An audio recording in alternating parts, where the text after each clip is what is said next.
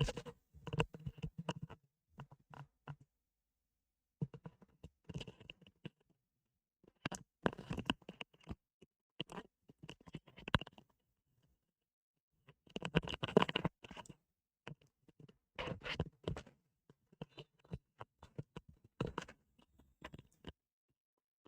Hello, हाँ जी, आवाज़ आ रही है, आवाज़ आ रही है। तो जी, हम कहाँ थे? मैंने सोचा मैं वीडियो बना दूं क्योंकि मैं ऐप के लिए वीडियोस बना रही थी। तो मेरे को लगा मुझको वीडियो बना देनी चाहिए। सभी कमेंट कर रहे थे कि भाई मैंने वो वीडियो बनाई थी, उस पे सबको कोई ना कोई इश्यूज हैं। देखते हैं क्या इशू है। ये क्या है? मुन्ना पाटेकर। मेरी प्रोनाउंसिएशन अगर गलत हो जाए तो सॉरी, ठीक है। Good topic, many teachers answer lecturers ignore topic related to the reproduction out of shame. Some are brave हैं, you are one among them, thank you. Good teaching, thank you. ये कौन है? रवीश कुमार, आपका भी thank you. Good teaching and you made it easy to understand, okay. फिर है अर्पणा यादव, हाँ जी, जिन्होंने क्वेश्चन किया था वही है ये। थैंक यू मैम, आपकी हेल्थ ठीक नहीं है फिर भी आपने लेक्चर अपलोड किया। माई प्लेजर, कोई नहीं, ऐसा चलता रहता है। आप आप बहुत पीड़ लेकर भी इतना सब अपलोड करती हो, बिग थैंक यू मैम। देखिए, थैंक यू, आपका भी थैंक यू, आप अप्रिशिएट करते हैं इसलिए मेरे को भी अच्छा लगता है। अब देखते हैं। मैम, मैं कैंसर की बात नहीं कर रही, अगर नॉर्मल मेल में बायलैटरल ओरिएक्टोमी करने से male 10 to 15 year expectancy increase होती है, तो ऐसा मैंने वेबसाइट और न्यूज पे देखा था, ओके। आप क्या कह रहे हैं कि बायलैटरल?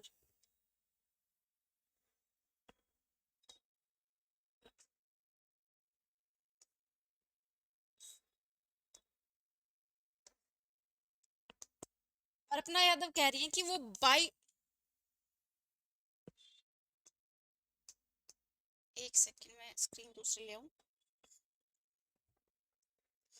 वो बाईलेटरल, नहीं, थोड़ा सा अजीब सा दिख रहा है ना। एक सेकंड, ब्लैक ही ले लेते हैं पहले। बाईलेटरल ओरिएक्टोमी की बात कर रहे हैं। देखिए बेटा, पब एमडीबी अगर आपने पढ़ा है तो मैंने उसका सोल्यूशन आपको बता दिया था। अगर अदरवाइज अगर आपने किसी और साइड से पढ़ा है तो ये 10 to 15 year male expectancy increase होने का एक ही चांस है, वो उसकी जो उसके अंदर कैंसर के चांसेस होते हैं वो कम हो जाते हैं। मैंने एक वीडियो अपलोड की थी जिसमें वॉइस नहीं आ रही थी, उसमें मैंने अच्छे से एक्सप्लेन किया था, तो इसलिए मैं फिर से एक्सप्लेन कर देती हूँ आपको, ताकि अगर आपको प्रॉब्लम ना हो। देखो, एक्चुअल में इश्यूज क्या हैं ओरिएक्टोमी के या फिर कास्ट्रेशन के? देखो, ओरिएक्टोमी क्या होती है? वो क्या होती है? Removal of testis. क्या है? Removal of testis. कई बच्चों ने कास्ट्रेशन और ओरिएक्टोमी को एक ही समझ लिया है, लेकिन वो गलत है। मैं आपका सारा मिसकंसेप्शन दूर कर दूंगी। तो इन्होंने कहा कि मैं कैंसर की बात नहीं कर रही हूँ, अगर नॉर्मल मेल में बायलैटरल ओरिएक्टोमी करवाने से male 10 to 15 year expectancy increase होती है, ऐसा मैंने वेबसाइट और न्यूज पे देखा था। देखिए, मुझे नहीं पता आपने कहाँ पे देखा है। अगर उसका रीजन एक ही है, ओरिएक्टोमी का रीजन एक ही है कि उसके अंदर कैंसर के चांसेस जो हैं वो रिड्यूस हो जाते हैं। अब खुद सोचो, किसी की लाइफ एक्सपेक्टेंसी आपने मजबूरी में इंक्रीज करवाई बिकॉज उसके अंदर कैंसर के चांसेस थे। अब ओरिएक्टोमी के साइड इफेक्ट देखते हैं कि ओरिएक्टोमी के साइड इफेक्ट क्या होंगे। अगर हमने कौन सी वो की है? बाईलैटरल। बाईलैटरल मतलब हमने उस मेल की दोनों टेस्टिस को हमने रिमूव कर दिया है, तो वो क्या होगी? अपनी बाईलैटरल ओरिएक्टोमी। अब देखो, जो आउट ऑफ शेम, चलें, कोई नहीं। मेरा कहने का मतलब ये है कि अगर ओरिएक्टोमी हो जाएगी, मेल के अंदर जो सेक्सुअल डिजायर होती है वो टेस्टोस्टेरोन की वजह से ही होती है। किसी मेल के अंदर जो सेक्सुअल ड्राइव है, सेक्सुअल ड्राइव को हम क्या बोलते हैं? मेल के सेक्सुअल बिहेवियर को लिबिडो, किसी ने पढ़ा होगा तो उसको बोलते हैं लिबिडो। उसका जो लिबिडो है वो मेनली अफेक्ट होना शुरू हो जाता है बिकॉज ऑफ, अगर उसके अंदर टेस्टोस्टेरोन का लेवल कम है, ठीक है। टेस्टोस्टेरोन ऐसे डायरेक्टली सिंथेसाइज नहीं होता, अपनी जो हाइपोथैलेमस है वो पिट्यूटरी को मैसेज देगी, पिट्यूटरी से मैसेज होते होते टेस्टिस तक आएगा। टेस्टिस फिर क्या प्रोड्यूस करेगी? एंड्रोजन प्रोड्यूस करेगी, और एंड्रोजन का ही एक टाइप है टेस्टोस्टेरोन। फिर टेस्टोस्टेरोन प्रोड्यूस होगा जिससे स्पर्म सिंथेसिस होगी। देखो, जब कोई बेबी है, बेबी जैसे कि वो 10 जब वो पैदा हुआ है 10 और वो मेल बॉय है तो उसके अंदर कोई ऐसे सेक्सुअल डिजायर्स नहीं है, लेकिन जैसे ही वो प्यूबर्टी को हिट करेंगे तो उनके अंदर सेक्सुअल डिजायर्स होंगी, जस्ट बिकॉज उनके अंदर टेस्टोस्टेरोन की जो अमाउंट है वो बढ़ती है, इसी वजह से वो सेक्सुअली एक्टिव हो जाते हैं। अब बात ये है कि ओरिंगटोमी के बहुत ज्यादा साइड इफेक्ट है, कोई भी पर्सन एक नॉर्मल लाइफ नहीं जी पाएगा, क्योंकि आपका रिप्रोडक्टिव हेल्थ, आपका रिप्रोडक्टिव ड्राइव भी आपके हेल्थ में इम्पोर्टेंस, बहुत ज्यादा इंपॉर्टेंट रोल प्ले करती है। अगर किसी मेल के अंदर ना ही कोई सेक्सुअल डिजायर है, ना ही उसके अंदर कोई ऐसी फीलिंग्स है फीमेल के लिए, तो उसकी लाइफ कितनी कॉम्प्लिकेटेड हो जाएगी। तो ये हम कह सकते हैं। तो इसलिए रीजन क्या है उसका, उसका रीजन ये है कि ओरिंगटोमी का, मुझे नहीं पता आपने कहाँ से ये बात पढ़ी है कि 10 to 15 ईयर्स ऐसे एक्सपेक्टेंसी हो जाएगी अगर आप कैंसर की बात नहीं कर रहे हैं। देखो इसका रीजन कैंसर ही है। प्रोस्टेट कैंसर जो है वो होने के चांसेस मेल के अंदर ज्यादा होते हैं, मेल के अंदर हर्निया नाम की प्रॉब्लम जो होती है वो भी ज्यादा होती है। एक्चुअली में होगा क्या, अगर टेस्टोस्टेरोन ही प्रोड्यूस नहीं होगा तो प्रोस्टेट ग्लैंड के ऊपर जो सिंथेसिस के जो प्रेशर है वो ही नहीं आएगा, अगर वो सिंथेसाइज नहीं करेगी तो उसके अंदर कैंसर के चांसेस भी क्या है, कम है। अब आपने एक और चीज बोली कि तो मेल रिप्रोडक्शन के बाद, चिल्ड्रन होने के बाद कास्ट्रेशन करवा सकते हैं जिससे लाइफ एक्सपेक्टेंसी इंक्रीज हो सकती है। देखो there is a lot of difference between the castration and the vasectomy. अगर किसी मेल को बच्चे होने के बाद अगर कोई रिप्रोडक्टिव सर्जरी करवानी है तो वो प्रेफर करेंगे वैसेक्टोमी को, ना कि ओरियंगटोमी को, क्योंकि वैसेक्टोमी में हम वास डिफरेंस को रिमूव करेंगे जिसको हम नसबंदी भी कहते हैं नॉर्मल लैंग्वेज में। लेकिन कास्ट्रेशन एक अलग प्रोसेस होगी, ओरियंगटोमी अलग प्रोसेस होगी, उसमें टेस्टिस को ही रिमूव कर देंगे तो उसके लाइफ टाइम वो सेक्सुअली एक्टिव ही नहीं हो पाएंगे, तो उनके इश्यूज बढ़ जाएंगे। आपने जो पढ़ा है, मुझे नहीं पता आपने कौन सी साइट पे पढ़ा है, अगर आपने कोई साइट पे पढ़ा है तो आप मुझे उसका लिंक डिस्क्रिप्शन बॉक्स में दे देना, सॉरी डिस्क्रिप्शन बॉक्स में नहीं, कमेंट बॉक्स में। इससे क्या होगा कि मैं देख लूंगी अगर कोई ऐसा इशू है तो। और क्योंकि टेस्टोस्टेरोन एक स्ट्रेस हार्मोन है, एस्ट्रोजन प्रिवेंट डिजीज, इसलिए वुमेन की लाइफ एक्सपेक्टेंसी ज्यादा होती है मैन से। देखिए testosterone is not a stress hormone. कहाँ से पढ़ा है आपने, मुझे नहीं पता। Testosterone is not a stress hormone. अब आपने कहा कि एस्ट्रोजन जो है उससे लाइफ एक्सपेक्टेंसी इंक्रीज होती है, वो ऐसा क्यों है? देखो आपको अगर एस्ट्रोजन का सिस्टम समझ में आ गया ना तो आप प्रोजेस्टेरोन का सिस्टम आराम से समझ पाओगे। आपने सुना होगा कि फीमेल के अंदर फीमेल के अंदर जो हार्ट अटैक है उसके चांसेस क्या होते हैं, कम होते हैं। ऐसा क्यों है? देखें फीमेल के अंदर इसके चांसेस कम क्यों हैं, क्योंकि जो एस्ट्रोजन होता है वो क्या करता है, कोलेस्ट्रॉल जो होता है हमारी बॉडी में उसके लेवल को मेंटेन करता है। देखो एस्ट्रोजन का मेन काम क्या है, फीमेल के रिप्रोडक्शन को मेंटेन करके रखना, लेकिन इसके अदर फंक्शंस भी है जैसे कि कोलेस्ट्रॉल को ये क्या करेगा कि बैलेंस में रखेगा, इसी वजह से फीमेल को हार्ट अटैक के चांसेस कम होते हैं। और एस्ट्रोजन क्या करता है, हमारी जो बोन्स होती है, किसी ने ऑस्टियोपोरोसिस सुना है कि जो तापसी पन्नू का एड भी आता है जिसमें वुमन हॉर्लिक्स की बात करते हैं, वो बताते हैं 30 के बाद फीमेल की जो हड्डियां हैं वो उनकी डेंसिटी कम हो जाती है, ऐसा कुछ ऐड आती है। तो देखो ऐसा क्यों है, जो एस्ट्रोजन जो होता है वो हमारी बोन डेंसिटी को मेंटेन करके रखता है इन फीमेल्स, ठीक है। इसके साथ साथ इसके और अलग अलग फंक्शन भी हैं, जैसे ये थायराइड को मेंटेन करके रखेगा, अपनी मेंस्ट्रुअल साइकिल है उसको मेंटेन करके रखेगा। इसके बहुत ज़्यादा अलग इफेक्ट भी हैं जो हमारी बॉडी के नॉर्मल वेलबींग के लिए चाहिए होते हैं। इसलिए फीमेल के अंदर क्या है, कोलेस्ट्रॉल का लेवल मेंटेन रहता है, इसलिए हार्ट अटैक के चांसेस उनके अंदर बहुत कम है। साथ के साथ वो बोन डेंसिटी को मेंटेन करके रखता है, इससे क्या नहीं होती है ऑस्टियोपोरोसिस। 30 के बाद एस्ट्रोजन का लेवल गिरने लगता है, इसी वजह से फीमेल के अंदर जो डिजायर्स होती है वो भी रिड्यूस होने लगती है, और साथ के साथ उनकी जो बोन डेंसिटी है वो भी कम होने लगती है। बिकॉज अगर एस्ट्रोजन प्रॉपर अमाउंट में नहीं बनेगा तो इसकी वजह से क्या हो जाएंगे, बहुत सारे इश्यूज उसमें हो जाएंगे। सेम ऐसे ही जैसे फीमेल में एस्ट्रोजन का काम इतना सब है, टेस्टोस्टेरोन के भी बहुत ज्यादा काम है मेल की बॉडी के अंदर।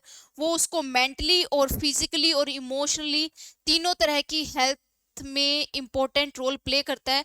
अगर किसी फीमेल की मेंस्ट्रुअल साइकिल टाइम पे नहीं आती है, अगर किसी के मेंस्ट्रुअल साइकिल का टाइम पीरियड मान लो कि उसको 2-3 मंथ ऐसे मेंस्ट्रुअल साइकिल नहीं आ रही है, बिकॉज उसका एस्ट्रोजन का लेवल मेंटेन नहीं है, तो उसको डिप्रेशन जैसे चांसेस हो सकते हैं। बिकॉज एस्ट्रोजन के और ज्यादा काम भी है, जैसे हमारे अंदर जो न्यूरोट्रांसमीटर होते हैं, डोपामिन्स होते हैं, जो हमारे मूड को अच्छा रखते हैं, उनके रेगुलेशन में भी इनका रोल होता है। सेम ऐसे टेस्टोस्टेरोन जो है, अगर मेल की बॉडी में टाइम टू टाइम अगर प्रॉपर अमाउंट में रिलीज नहीं होगा, तो उसकी बहुत सारी फिजिकल एक्टिविटीज रिड्यूस होने लगती है।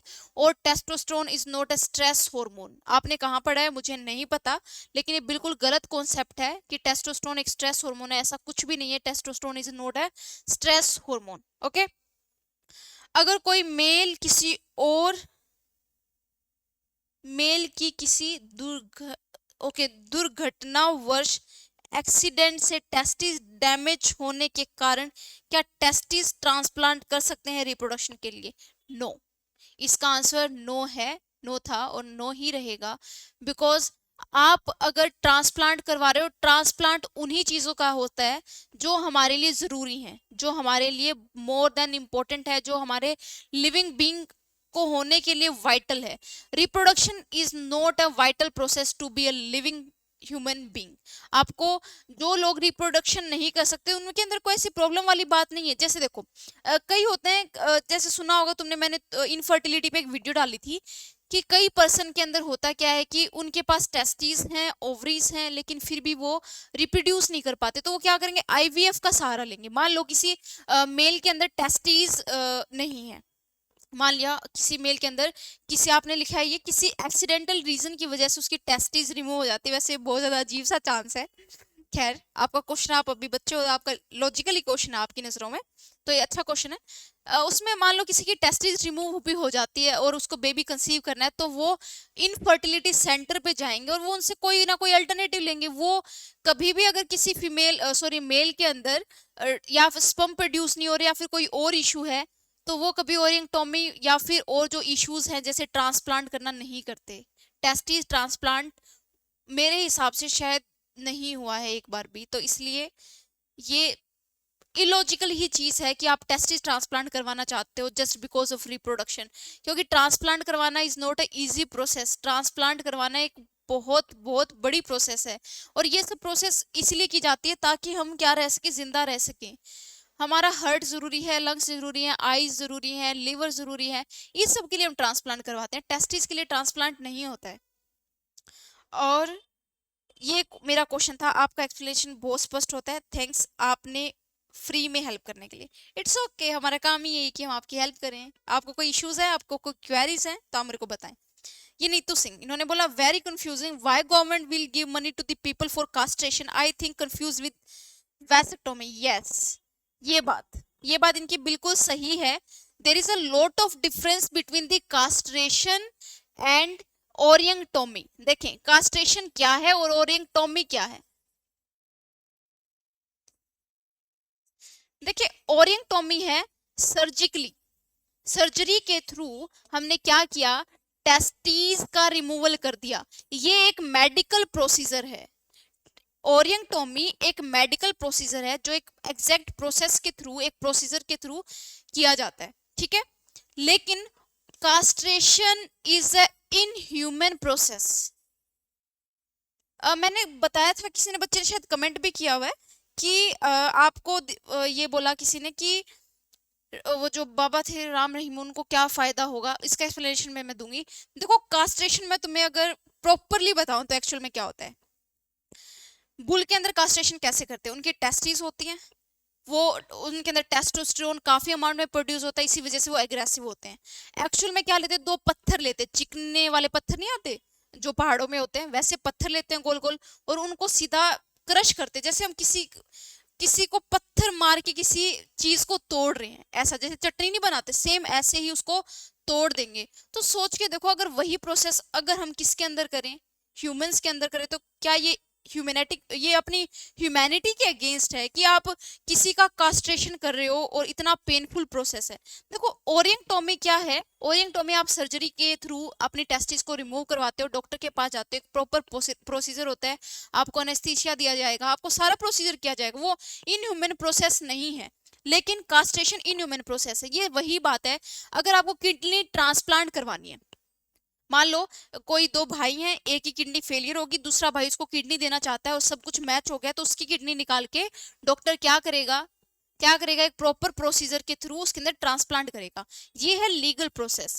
लेकिन आपने सुना होगा कि organ trafficking, human organ trafficking, उसमें क्या होता है, इंसानों को जबरदस्ती मार के उनके ऑर्गन्स को निकालना, मतलब किसी की कंसेंट नहीं है लेकिन फिर भी आप जबरदस्ती किसी के ऑर्गन्स को निकाल रहे हो, और वो भी पेनफुल प्रोसीजर के थ्रू। अगर देखो इनह्यूमन प्रोसेस है और वो प्रोसेस कैसी है, इलीगल है, तो लोग छुप के काम करते हैं। छुप के काम करने से क्या होता है, उनके पास कोई मेडिकल फैसिलिटीज नहीं होती। अगर वो क्यों ऐसे डॉक्टर को बुलाएंगे कि वो कहेंगे भाई तुम आराम से इसका ऑर्गन निकालो, बहुत पैसा लगता है। वो क्या करेंगे, कुछ अपने नॉर्मल जुगाड़ के थ्रू उन ऑर्गन्स को निकाल के और हॉस्पिटल में बेच देते हैं या फिर कहीं और जगह बेच देते हैं। तो ये क्या है, इनह्यूमन प्रोसेस है। कास्ट्रेशन इनह्यूमन प्रोसेस है और ये इलीगल भी है। क्यों है, क्योंकि इसमें आप किसी के टेस्टिस को जबरदस्ती, आप उसके किसी पत्थर के थ्रू उसको मार के मतलब उसके टेस्टिस को रिमूव कर रहे हो। कितना अजीब सा प्रोसेस है, देखो कितना पेनफुल प्रोसेस है। इसलिए मैंने कहा था कि कास्ट्रेशन क्या है, एक इलीगल प्रोसेस है, जबकि जो ओरिएक्टोमी है वो इलीगल प्रोसेस नहीं है। जब हमें कोई प्रॉब्लम आती है तो डॉक्टर ओरिएक्टोमी करता है, ना कि कास्ट्रेशन। अपने नॉर्मल जो किसान होते हैं, जिनके पास बुल होते हैं, वो ओरिएक्टोमी नहीं कर सकते क्योंकि उनके पास मेडिकल प्रोसीजर नहीं है। वो क्या करेंगे, वो करेंगे कास्ट्रेशन। वो दो पत्थर को लेंगे और उस बुल की टेस्टिस को क्या कर देंगे, क्रश कर देंगे। बहुत टाइम पहले जब हमारे पास मेडिकल फैसिलिटीज नहीं होती थी ऑल ओवर द वर्ल्ड, तब कास्ट्रेशन जैसी प्रोसेस होती थी। बिकॉज, एक सेकेंड,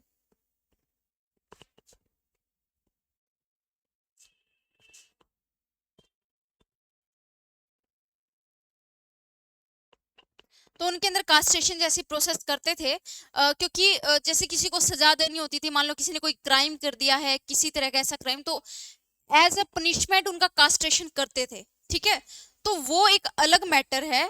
यहाँ पे मैटर चल रहा है कि हम किसी अपने फिजिकल रीजन की वजह से कास्ट्रेशन करवाना चाहते हैं। नहीं, वो कास्ट्रेशन नहीं, वो ओरिएक्टोमी है। कास्ट्रेशन और ओरिएक्टोमी को आप मिक्स कर रहे हैं। ये एक इलीगल प्रोसेस है, ये एक लीगल प्रोसेस है। ओके, अब उन्होंने क्या बोला था, very confusing, why government will give money to the people for castration and if anyone has unprotected sex, और उसको एड्स हो जाए तो भी सोचने की बात है भी, गवर्नमेंट उसको पैसा क्यों देगी। अगर कोरोना में लोग मरे हैं, कोरोना में किसी को बीमारी, तो गवर्नमेंट उसको फ्री में इलाज क्यों दे रही है।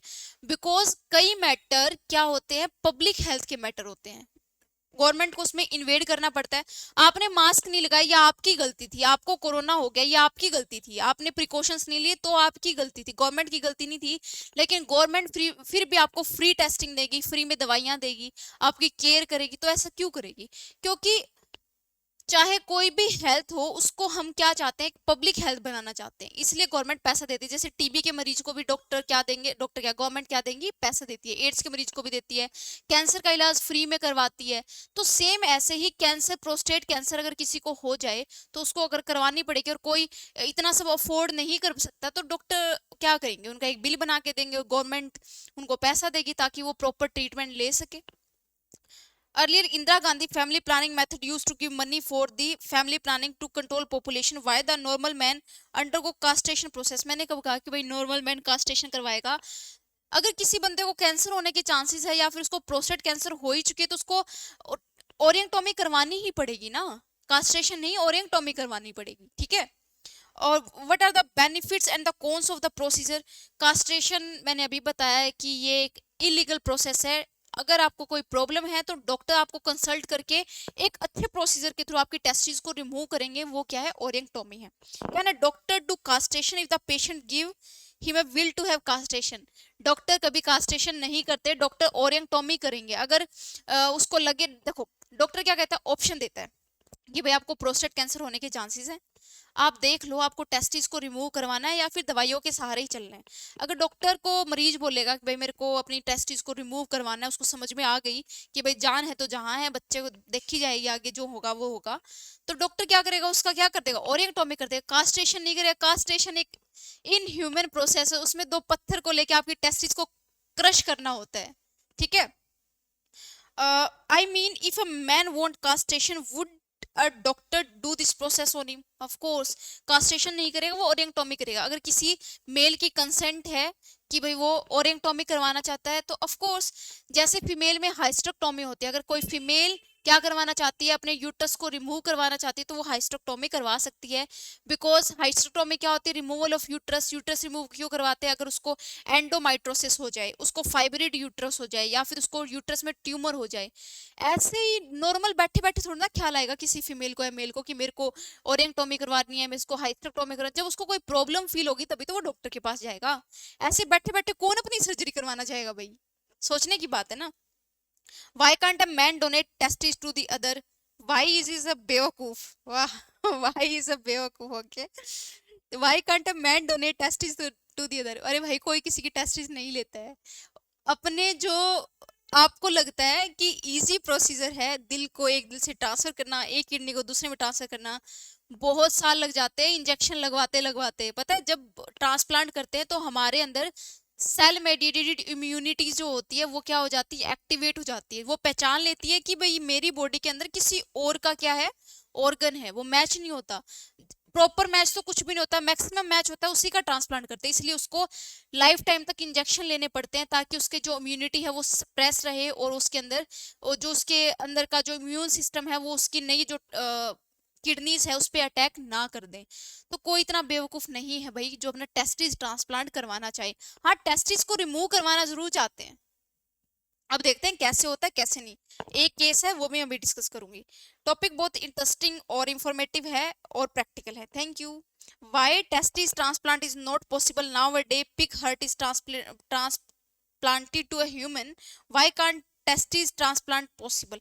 अरे भाई पॉसिबल होने के तो तुम कुछ भी कर लो, लेकिन जो प्रोसीजर है वो इतना इतना अजीब प्रोसीजर है। तुम्हें बस नाम सुन लिया कि ट्रांसप्लांट, ट्रांसप्लांट करने पे जो डॉक्टर आते हैं उनकी सर्जरी 48 घंटे चलती है, और बाद में लाइफ टाइम तो उस मरीज को इंजेक्शन लेने पड़ते हैं। वो सिर्फ टेस्टिस के लिए करवाएगा? हार्ट तो जीने के लिए जरूरी है, जिसका हार्ट नहीं होगा वो कैसे जिएगा? टेस्टिस जीने के लिए जरूरी नहीं है। If a person agree to give his testes to the other person who require testes, is it possible? कोई किसी की टेस्टिस लेके खुश नहीं है, ना ही कोई अपनी टेस्टिस देता है, ठीक है। अगर टेस्टिस डोनेशन जैसा ऑर्गन सिस्टम अगर चल जाए, ऐसा ऑर्गेनाइजेशन चल जाए, तो लोग पता नहीं कितना पैसा कमा लेंगे टेस्टिस से। क्योंकि जिसके बच्चे हो गए उसके पास टेस्टिस का क्या ही काम है। वो सोचेगा चलो मैं थोड़ा सा दुख ही सह लूंगा, टेस्टिस दे दूं। ऐसे थोड़ी ना होता। किसी इंसान बेसिक चीजों पे जीना चाहता है, वो इन सब चीजों में नहीं पड़ता। कोई तुमने सुना है टेस्टिस ट्रांसप्लांट हुआ? एक जगह होता है, वो मैं तुम्हें मेंशन करके बता दूंगी अभी। Why heart transplant is legal? क्योंकि एक मेडिकल प्रोसीजर है। मेडिकल प्रोसीजर में क्या है, क्योंकि अगर कोई इंसान मर रहा है और उसको हार्ट की जरूरत है तो उसका ट्रांसप्लांट करना ही पड़ेगा। टेस्टिस बिना कोई नहीं मर रहा, ठीक है। हार्ट बिना मर रहा है, लंग्स बिना मर रहा है, हर जो आंखों के बिना वो देख नहीं पा रहा, या फिर उसकी किडनीज में फेलियर है, तो वो मर जाएगा ना। तो इसीलिए क्या है, ये ट्रांसप्लांट करना जरूरी है। Why kidney transplant is legal? अभी मैंने बताया, क्योंकि बंदा मर जाएगा अगर उसकी किडनी नहीं दी, उसकी दो किडनियां अगर फेलियर हो गई है तो उसको किडनी चाहिएगी अगर उसको जीना है। Then why the testis transplant is illegal? Illegal नहीं है। इलीगल मैंने कब बोला कि इलीगल है? अरे भाई कोई करवाता ही नहीं है टेस्टिस ट्रांसप्लांट भाई, बहुत रेयर ऑफ द रेयरेस्ट ऐसा कुछ है। और ना ही मैंने कभी सुना है कि भाई टेस्टिस ट्रांसप्लांट भी आज तक हुआ है। कुछ केसेस में होता है, वो मैं अभी डिस्कस करूंगी क्योंकि एक बच्चे ने उस पर कमेंट किया हुआ है। Upload another video and make it clear to the student. अभी वीडियो चल ही रही है, देख ही रहे हैं आप।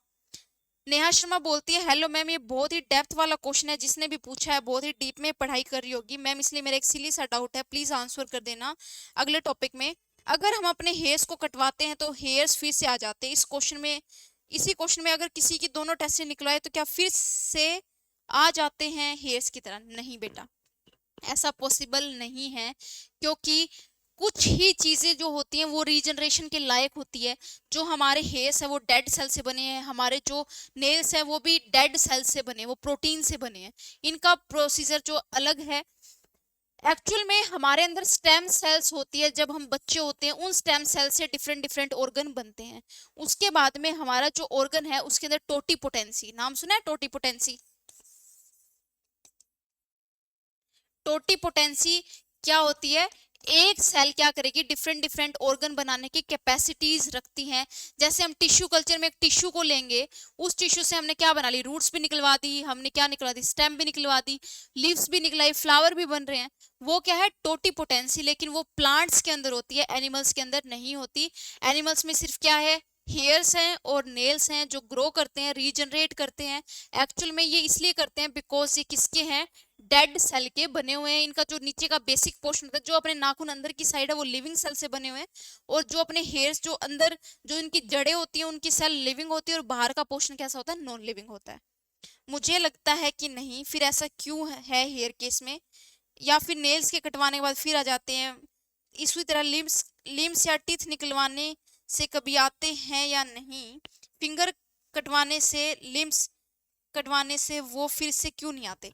मैंने अभी बताया कि हमारी बॉडी के अंदर स्टेम सेल के पास टोटीपोटेंसी होती है। वो क्या करेगी, और एक फिटस बन जाएगा। जब हम माँ के पेट में होते हैं, जाइगोट बनता है, मोरूला बनता है, गेस्टूला बनता है, ब्लास्टूला बनता है। उनके अंदर स्टेम सेल्स होती हैं। वो स्टेम सेल्स क्या बना सकती है, ऑर्गन्स बना सकती है। जैसे जाइगोट एक था, ये डिवाइड कर करके क्या बना सकते हैं, इसकी कुछ सेल्स ने हार्ट बना दिया, कुछ सेल्स ने किडनी, कुछ सेल ने कुछ, मतलब एक सेल बहुत सारे ऑर्गन्स को बना सकती है। रिकमेंड कहाँ गए? लेकिन जब वो फीटस बन जाएगा, उन सेल्स के पास टोटीपोटेंसी की कैपेसिटी खत्म हो जाती है, तो वो रीजनरेट नहीं कर सकते। इसीलिए हमारी सेल पूरा का पूरा ऑर्गन नहीं बना सकती। हमारी कुछ ही सेल के पास क्या है, रीजनरेशन की कैपेसिटी है। जैसे हमारी स्किन की सेल, हमारे अंदर ये मुंह के अंदर जो छाले या फिर घाव हो जाते हैं वो ठीक हो जाते हैं। कुछ एक ऑर्गन्स ऐसे हैं जिनके पास कैपेसिटी है अपने आप को ठीक करने की, जैसे अपनी स्किन। अपना हर्ट है, अगर किसी को हर्ट पे चोट लग गया, फिर किसी वजह से डैमेज हो गया, तो उसको रीजनरेट नहीं कर सकता। और साथ के साथ अगर किसी को चोट लग गई, उसके लंग्स पे चोट लगी है, तो वो उसको रीजनरेट नहीं कर सकता। किसी के लिवर पे कुछ घाव हो गए हैं तो वो ठीक नहीं हो सकते। और साथ के साथ अगर उसकी किडनी फेलियर होगी तो वो ठीक नहीं हो सकते। अगर ऐसे ठीक होने वाली कैपेसिटी होती तो कभी ट्रांसप्लांट की जरूरत ही नहीं पड़ती, वो अपने आप ही ठीक हो जाते। ठीक है, आगे आता है मैम, वेसेक्टोमी, कास्ट्रेशन, ओरेक्टोमी, हाइस्टेक्टोमी ये सब सेम है? नहीं। ये पूछा क्वेश्चन सुनील देओधर ने। देखें, वेसेक्टोमी क्या होती है, ये अपनी टेस्टीज हैं, यहाँ से वास्ट डिफरेंस निकली है, उसमें हम क्या करेंगे, इसको काट के यहाँ पे इसको बांध देंगे। ठीक है, ये है अपनी वेसेक्टोमी। कास्ट्रेशन क्या है, कास्ट्रेशन दो पत्थरों से टेस्टिस को क्रश करना, ये एनिमल्स में की जाती है। बहुत पुराने टाइम में जब राजा महाराजाओं का राज होता था इजिप्ट के, मतलब इतना साल पुराने, हजारों साल पहले, हमारे पनिशमेंट के तौर पे ह्यूमंस में भी की जाती थी। ओरिएंटोमी क्या होती है, ओरिएंटोमी है सर्जिकल रिमूवल ऑफ टेस्टिस। हमने सर्जरी के थ्रू रिमूवल करवा लिया टेस्टीज का। फिर आता है हाइस्टेक्टोमी।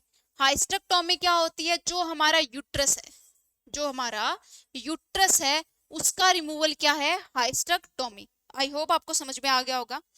अंजुम फातिमा बोलती है, मैम हार्ट ट्रांसप्लांट में रिजेक्शन क्यों नहीं होता है बॉडी में? ट्रांसप्लांट जब भी होता है उसमें रिजेक्शन के चांसेस रहते हैं। आप चाहे कितना ही अच्छा अपने अंदर डोनर क्यों ना ढूंढ लो, रिजेक्शन के चांसेस रहते हैं।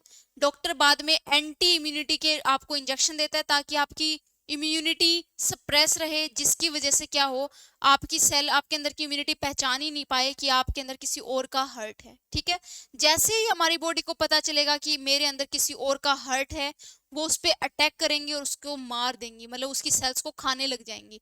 जैसे हमारे अंदर बैक्टीरिया चला जाए तो हमारी सेल कैसे उसको खा जाती है, सेम ऐसे ही अगर उसे पता चलेगा हमारी बॉडी को, हमारी बॉडी की इम्यून सिस्टम को, कि मेरे अंदर किसी और का हर्ट है, तब क्या होगा, वो उसको खत्म कर देगी अंदर ही अंदर। इसलिए क्या करने पड़ते हैं, इंजेक्शन लगवाने पड़ते हैं। इसलिए क्या करेंगे, वो उसकी इम्यूनिटी को पता ही नहीं चलने देंगे कि भाई यहाँ पे कोई और ऑर्गन भी है। ठीक है, और two testicles too small organ है हार्ट के कंपेयर में, इसमें रिजेक्शन क्यों होता है? रिजेक्शन हर जगह होगा। आपने अगर बॉडी में एक सेल भी डाली है उसका भी रिजेक्शन होगा आपके अंदर, क्योंकि बैक्टीरिया हमारी सेल से भी छोटा है, वो एक फॉरेन मटेरियल की तरह काम करता है। जैसे ही हमारी बॉडी में वो एंटर करता है हमारी इम्यूनिटी एक्टिवेट हो जाती है और उसको मारने की कोशिश करती है। बड़े छोटे से कोई मतलब नहीं है उसको, मतलब है कि हमारी बॉडी में कोई भी चीज बाहर से नहीं आनी चाहिए, मेरी सेल से बाहर नहीं होनी चाहिए, ठीक है। इस पे क्लैरिफिकेशन मिलेगा नेक्स्ट वीडियो में, बट बाय द वे आपका एक्सप्लेनेशन बहुत अच्छा है, थैंक यू। अंजुम फातिमा आपका मैंने बता दिया है। रवीना कुमारी, ओ ये तो मेरे नेम जैसा है। वैसे आपको मेरा नेम पता है, मेरा नाम रवीना है, जांगड़ा, रवीना जांगड़ा। देखें, क्या सच में बुल में कास्ट्रेशन से एग्रेसिव कम होता है? ऑफ कोर्स कम होता है, तभी कास्ट्रेशन करते हैं। मैं आपको फ्रैंकली बताती हूँ, जिनके खेत होते हैं, जो हल हल बोलते हैं, हल ही बोलते हैं, पुलाव होता है, हल होता है, उससे अगर वो बुल को लेके ही वो करते हैं, देखा होगा तो तुम कभी देखना उनके पास यूरिन पास करने का होल होगा लेकिन उनकी टेस्टिस आपको नहीं दिखेंगी, बिकॉज वो टेस्टिस उनकी फार्मर ने रिमूव कर दी थी कास्ट्रेशन के थ्रू। मैंने भी अभी ये ऑब्जर्व किया है, किया झांगरा मैम की मेल्स फीमेल में ज्यादा, मेल मैम की मेल्स फीमेल से ज्यादा एग्रेसिव होते हैं। क्या टेक्निकली अगर मेल में कास्ट्रेशन कर दिया जाए तो वो हमारे साथ शांत और पोलाइट हो सकते हैं? यार हम ह्यूमन हैं, हमारे पास विल पावर है, हमारे पास कंट्रोल है, हम जानवर नहीं हैं कि कोई मेल इतना भी जानवर नहीं है। वो अलग टाइप के लोग होते हैं जो रेप और ये सब चीजें करते हैं, उनकी मेंटेलिटी का फर्क ज्यादा होता है।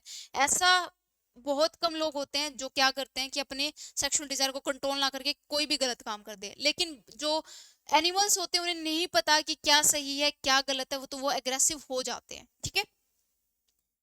इसका आंसर अगले वीडियो में मेंशन कर देना, मैं आपकी वीडियो रेगुलर देखती हूँ, आप अपने हेल्थ का ध्यान रखें, थैंक यू। अब मेरी हेल्थ बाय द वे काफी बेटर है। Priyanka Kumari, nice explanation. Okay, ये इलीगल क्यों होता है मैम? इलीगल इसलिए है कास्ट्रेशन, बिकॉज कास्ट्रेशन एक इनह्यूमन प्रोसेस है। सोच के देखो, आपका मतलब आपके हाथ को, एक तो डॉक्टर आपके हाथ को रिमूव करे, मान लो किसी को प्रॉब्लम आ गई आपके हाथ में, डॉक्टर कहेगा भाई आपके हाथ को काटना पड़ेगा। एक तो आप डॉक्टर के पास जाओ, वो आपको ओटी में लेके जाए, आईसीयू में आप भर्ती हो गए तब आपको हाथ काटेंगे, एक आपके हाथ को लो तलवार के साथ काट दे, बताओ कितना फर्क है इन दोनों चीजों में। तो सेम ऐसे ही कास्ट्रेशन एक पेनफुल प्रोसीजर है जिसमें हम क्या करेंगे, दो स्टोन को लेके उसकी टेस्टिस को क्रश कर देंगे या फिर सीधा ही किसी चीज से ऐसे ही बिना मेडिकल प्रोसीजर के उसको काट देंगे, ठीक है। आई थिंक ये अखिलेश यादव, अखिलेश यादव यूपी में है ना शायद वो, इसलिए मेरे को नाम याद आया। अभी यूपी में इलेक्शन हुए थे, योगी साहब जीत गए हैं, चलो उन्हें भी कॉन्ग्रेचुलेशंस। आई थिंक ये ट्रांसजेंडर होते हैं जो अपना कास्ट्रेशन करवाते हैं, वो खुशी से करवाते हैं। मैम जी आपने कहा कि ये क्यों करवाते हैं, ये तो प्रोसीजर ट्रांसजेंडर और थर्ड जेंडर करवाते हैं। I don't know what you mean by third gender. देखिए थर्ड जेंडर ऐसा कुछ नहीं होता, देखिए मैं आपको बताती हूँ। अभी इंडिया में ना प्रोसीजर चला हुआ है एक, आई थिंक बिग बॉस में आए थे या फिर स्प्लिट विला ऐसा कुछ शो है, उसमें एक आदमी थे, लड़का था, हैंडसम सा लड़का था, उसने क्या किया, उसने अपना जेंडर चेंज करवा लिया। देखें, मान लो कोई क्या है, मेल है, कोई क्या है, मेल है। आपने होमोसेक्सुअलिटी, एलजीबीटी क्यू ऐसा कुछ सुना है? जैसे देखो, फ्रैंकली हम बात करते हैं, मेल जब, मेल के अंदर मेल के लिए इमोशंस हैं, ठीक है, फीमेल के लिए फीमेल के अंदर फीमेल के लिए इमोशंस हैं। आई समझ में? ऐसा कुछ सीन नॉर्मली क्या होता है, मेल और फीमेल ये होता है, लेकिन अगर ये केस है, मान लो कोई ऐसा पर्सन है, ऐसा कोई फीमेल है, मान लेते हैं, कई फीमेल कैसे होते हैं, मैं स्पेसिफिकली किसी के लिए बारे में बात नहीं करी, कभी तुम सोचो कि मैं तो ऐसे रहती हूँ मैम, तो आप मेरे को क्या कहना चाह रहे हो कि मैं ट्रांसजेंडर हूँ? नहीं, मैं ये नहीं कहना चाह रही। देखो, कई फीमेल कैसी होती है, उनको मेल के लिए कोई फीलिंग्स नहीं होती है, उनके अंदर फीमेल के लिए फीलिंग्स होती है, ठीक है। कई मेल कैसे होते हैं जिनके अंदर मेल के लिए फीलिंग होती है। एक्चुअल में कई लोग क्या करते हैं, अपना जो नेचुरली उन्हें, या तो बॉयज होंगे या गर्ल्स होंगे, लेकिन एक टाइम बाद उन्हें लगता है कि मुझे ना लड़कियां पसंद है, मेरे को लड़की, किसी आदमी को लगता है कि मेरे को ना लड़की जैसा बनना है, मेरे को लड़की जैसा दिखना है, मेरे को लड़की जैसा बोलना है, ऐसा ऐसा कोई बोलता है, ठीक है। मैं क्या पढ़ा रही हूँ, मेरे को हंसी आ रही है आज तो। चलो पढ़ाती हूँ। तो मान लो कोई मेल है, ठीक है, वो क्या चाहता है कि भाई मैं फीमेल बनना चाहता हूँ, मैं मेरे जेंडर से खुश नहीं हूँ, मैं फीमेल बनना चाहता हूँ। तो अपना दिल्ली में एक दिल्ली में सेंटर है, उसमें गवर्नमेंट ने उनको परमिशन दी हुई है कि आप किसी का जेंडर चेंज कर सकते हो। तो जेंडर चेंज करवाते हैं, कैसा होता है, इन्हीं केस के अंदर क्या होते हैं, आप ओरिएंटोमी करवा सकते हैं, तब होता है। देखो अब मेल के अंदर कितने क्रोमोसोम है, 23 पेयर्स होते हैं। 23 पेयर्स में से 22 तो सेम है, जो मेल और फीमेल में सेम रहेंगे, वो हमारे नॉर्मल कैरेक्टरिस्टिक को कंट्रोल करेंगे, जैसे हमारे बाल, आंखें, और जो हमारे सबके ऐसी 4-5 ही उंगलियां होती हैं, ऐसे ही हाथ होते हैं, चाहे वो मेल हो चाहे फीमेल हो। सबके अंदर दिल है, सबके अंदर लंग्स है, सबके अंदर स्टमक है, इंटेस्टाइन है, सब कुछ सेम होता है। तो वो 22 क्रोमोसोम तो उसको कंट्रोल करेंगे, प्लस में एक पेयर, 22 पेयर, एक पेयर जो होता है या तो एक्स एक्स होगा या एक्स वाई होगा। देखो एक्स एक्स भी क्या है, सेम है, लेकिन मेल के अंदर वाई है, फीमेल के अंदर क्या है, एक्स है। ये जो वाई क्रोमोसोम जो होता है, ये क्या करता है, मेल कैरेक्टर को बनाएगा। मेल के अंदर पीनिस होते हैं या फिर उनका अलग रिप्रोडक्टिव स्ट्रक्चर होता है, वो डिफरेंट होता है। ये एक्स कैरेक्टर जो होता है, ये क्या करेगा, हमारे अंदर यूट्रस हो गया, ये हमारे अंदर मेमोरी ग्लैंड्स हो गई, इन सब के प्रोडक्शन में हेल्प करता है, मतलब ये करवाता है। मतलब ये जो क्रोमोसोम है, इसलिए इनको सेक्स क्रोमोसोम बोलते हैं, क्योंकि ये किसी भी ह्यूमन का सेक्स डिटरमाइन करते हैं। ओके, अब आगे देखते हैं। मैं फोन छोड़ दूं क्योंकि फोन की जरूरत नहीं है, कमेंट सेक्शन पूरे हो गए हैं। अब किसी मेल को क्या बनना है, फीमेल बनना है। अगर उसने क्या किया, जब वो उनके पास जाएगा तो वो सबसे पहले उनकी टेस्टीज को निकालेंगे। टेस्टीज का क्या करेंगे, रिमूवल करेंगे, जिसको हम क्या बोलेंगे, ओरियंगटोमी। ठीक है, उसको क्या बोलेंगे हम, ओरियंगटोमी। मतलब कोई मेल था, वो फीमेल बनना चाहता है, तो हमने क्या किया, उसके अंदर ओरियंगटोमी कर दी, उसके टेस्टिस को निकाल दिया, क्योंकि फीमेल को फीमेल और मेल को मेल कुछ एक रिप्रोडक्टिव कैरेक्टर्स ही डिफाइन करते हैं। ठीक है, अब उसके अंदर क्या लगाए जाएंगे, उसके अंदर इंजेक्शन डाले जाएंगे ऐसे हॉर्मोन्स के जो फीमेल के अंदर होते हैं, जैसे एस्ट्रोजन हो गया, प्रोलैक्टिन हो गया, जो हमारी मेमोरी ग्लैंड्स की डेवलपमेंट में हेल्प करेगा। जैसे ही इन्होंने टेस्टिस को रिमूव किया, जैसे इन्होंने क्या किया, टेस्टिस को रिमूव किया, होगा क्या, एंड्रोजन का लेवल डिक्रीज हो जाएगा, और उसके अंदर जो मेल के कैरेक्टरिस्टिक्स थे वो आना धीरे धीरे क्या हो जाएंगे, बंद हो जाएंगे। पहला तो ये। फिर इसके अंदर क्या डालेंगे, ट्रांसप्लांट करेंगे। अगर कोई ट्रांसप्लांट करवाना चाहता है तो उसके अंदर ट्रांसप्लांट होगा यूट्रस। क्या होगा, किसी डोनर से वो क्या लेंगे, यूट्रस, और उस मेल के अंदर स्पेस बना के डाल देंगे। अभी आपने सुना हो बहुत साल पहले, जब मैं 5th 6th 7th पता नहीं 8th कब थी पता नहीं, मेरे को याद नहीं है, एक मेल ने 2 बच्चों को जन्म दिया था। कौन सी उसमें था वो, कौन से देश का है, मेरे को देश का तो पता नहीं है। उसने क्या किया था, अपने अंदर यूट्रस को ट्रांसप्लांट करवाया था, और अपना जो फीमेल जो मेल रिप्रोडक्टिव पार्ट है उनको रिमूव करवा के अपना यूट्रस इम्प्लांट करवाया था। और उसके अंदर क्या की थी, उसने प्रेगनेंसी कंसीव की थी थ्रू आर्टिफिशियल इंसेमिनेशन। तो सेम ऐसे ही इनके अंदर क्या करेंगे, यूट्रस ट्रांसप्लांट कर देंगे, तो मेल से क्या बन जाएंगे, फीमेल। कुछ एक हार्मोन जो मतलब नेचुरली बनते हैं फीमेल के अंदर, जो मेल के अंदर नहीं बनते, उनका क्या लगा देंगे, इंजेक्शन। धीरे धीरे धीरे धीरे वो किस में कन्वर्ट होना लग जाएंगे, फीमेल में। तो आप ऐसा देख सकते हो, मुझे याद नहीं है स्प्लिट विला में थे या बिग बॉस में थे, एक ऐसे पर्सन जरूर थे कि उन्होंने अभी अपना जेंडर चेंज करवाया था। ओके, अब आता है किसी फीमेल को क्या बनना है, मेल। किसी फीमेल को अपना सेक्स पसंद नहीं है, वो कहते हैं भाई मैं मेल बनना चाहती हूँ, तो वो जाएंगी।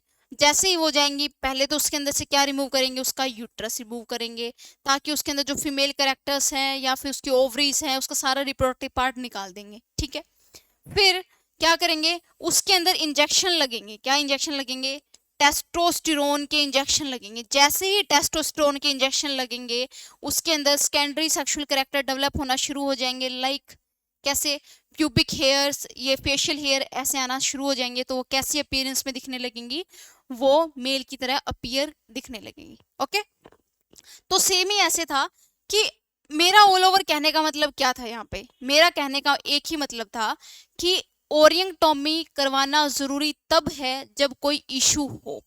नॉर्मली बैठे बैठे कोई भी इंसान ओरियंगटॉमी नहीं करवाएगा, फर्स्ट। सेकंड, सेकंड ऑप्शन क्या बताया मैंने आपको कि कास्ट्रेशन और ओरियंगटॉमी में दिन रात का फर्क है। कास्ट्रेशन क्या है, दो पत्थर को लेके आपकी टेस्टिस को क्रश करना, सोचने में इतना घिनौना लगता है, तो रियल में करेंगे तो कैसा लगेगा, ठीक है। और ओरियंगटॉमी क्या है, एक मेडिकल प्रोसीजर है, इसमें आपको मेडिसिन, डॉक्टर, इन सब का एक प्रॉपर प्रोसीजर लेना पड़ेगा, तभी आपको रिमूव करवाएंगे। फिर किसी ने कहा कि भाई ओरियंगटॉमी से उनकी लाइफ एक्सपेक्टेंसी इंक्रीज होती है। देखो, इंक्रीज होती है, उसका रीजन ये है कि उसको प्रोस्टेट कैंसर के चांसेस कम होंगे। और किसी ने मेरे को बोला कि टेस्टोस्टेरोन स्ट्रेस हार्मोन है, तो ये बिल्कुल गलत बात है। टेस्टोस्टेरोन एक बिल्कुल भी स्ट्रेस हार्मोन नहीं है, ठीक है। आपने सुना होगा स्टेरॉइड हार्मोन होते हैं कई जो स्ट्रेस हार्मोन होते हैं, जैसे कोर्टिसोल का लेवल अगर हमारे अंदर ज्यादा इंक्रीज हो जाए तो वो स्ट्रेस कोज करता है, ठीक है। फिर एक और चीज मैंने आपको बताई कि किसी ने एक क्वेश्चन और बोला था, मैंने बहुत पहले कमेंट देखा था कि जो राम रहीम थे उनको क्या जरूरत पड़ी भाई लोगों का कास्ट्रेशन करवाने की। तो मैं भी सोच रही थी भाई ऐसा कास्ट्रेशन उन्होंने क्यों करवाया, तब मैंने सोचा भी, मैंने सर्च भी किया। सर्च करने के बाद मेरे को आंसर मिलता है कि जो उनके जो क्या होता है वो, जो उनका सिरसा में क्या है वो बड़ा सारा महल, महल ही बोलते हैं ना उसे, आश्रम, सॉरी आश्रम, आश्रम, आश्रम। तो वो जिनका आश्रम है, तो वहां पे सेवक होते हैं, वो मेल भी होते हैं, वो फीमेल्स भी होती हैं, ठीक है। वहां पे फ्री ऑफ कॉस्ट, मतलब वॉलेंटियर की तरह काम करते हैं उनके, वो घर पे नहीं जाते, वो उनके आश्रम में ही रहते हैं, खाना पीना वहीं करते हैं। मेल भी थे, फीमेल भी थे।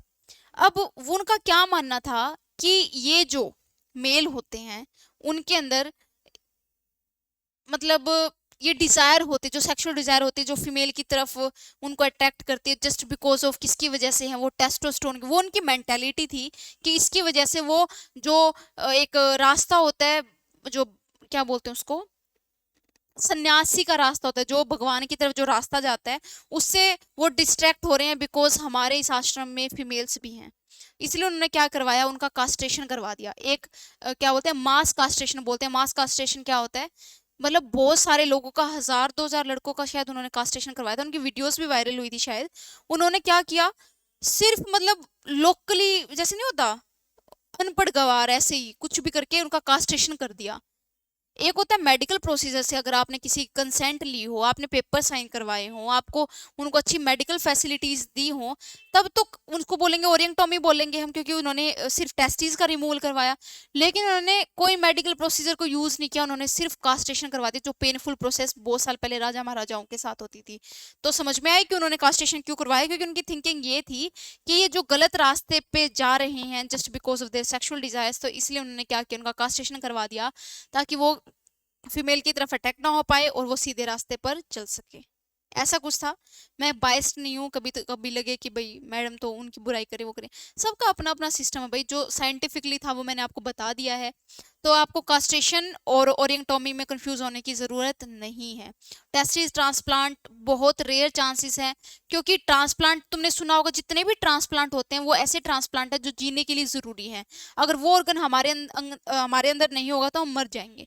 ऐसी चीज़ों का ट्रांसप्लांट होता है, और रिजेक्शन के चांसेस हमेशा रहते हैं, चाहे आपने कितने ही क्लोज डोनर से क्यों ना लिया हो। इसका रीज़न भी क्या है, क्योंकि हमारी जो सेल हैं, हमारी जो इम्यूनिटी है, वो पहचानती है हमारी सेल्स को और बाहर की सेल्स को। अगर हमारी बॉडी के अंदर एक बैक्टीरिया भी चला जाता है तो कैसे, मतलब कितना हमें मतलब फीवर आने लगता है, ये सब होने लगता है। तो हमारी बॉडी क्या करती है, हमारी जो बॉडी की जो इम्यूनिटी है वो पहचान लेती है, उस बैक्टीरिया को अटैक करके खत्म कर देती है। वहीं पे मास्ट सेल होती है, मैक्रोफेजेस होते हैं, वो एक्ट करेगी उनके ऊपर। तो सेम ऐसे ही क्या होता है, हर एक ट्रांसप्लांट में रिजेक्शन के चांसेस हमेशा रहते हैं। कई बार ऐसा होता है कि आप 2 महीने हो जाते हैं, आप इंजेक्शन ले रहे हो, अगर आपने 1 महीने इंजेक्शन नहीं लिया ट्रांसप्लांट के बाद, तो आपके लंग्स ट्रांसप्लांट फेलियर हो जाता है और वापस आपको ट्रांसप्लांट करवाना पड़ता है।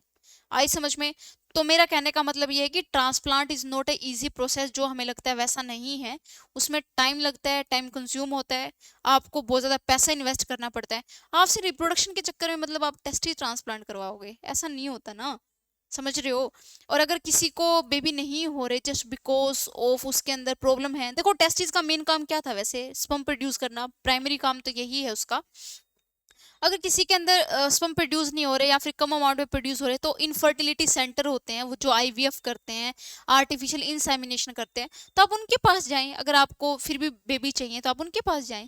ये इतने सारे प्रोसीजर में पढ़ने से कोई फायदा भी नहीं होता है, ठीक है। अभी आप बच्चे हो इसलिए आपके ऐसे छोटे छोटे क्वेश्चन है, जैसे आप थोड़े से बड़े हो जाओगे तब आपको पता चल जाएगा क्या होता है क्या नहीं होता है। मैं भी ऐसे ही पहले ऐसे ऐसे क्वेश्चन सोचती थी, बट समझ जाओगे तुम, ठीक है। आई होप आपको समझ में आ गया होगा। Thank you and thank you. आप मेरे को मेरी टीचिंग अप्रिशिएट करते हो तो मेरे को अच्छा लगता है। Thank you.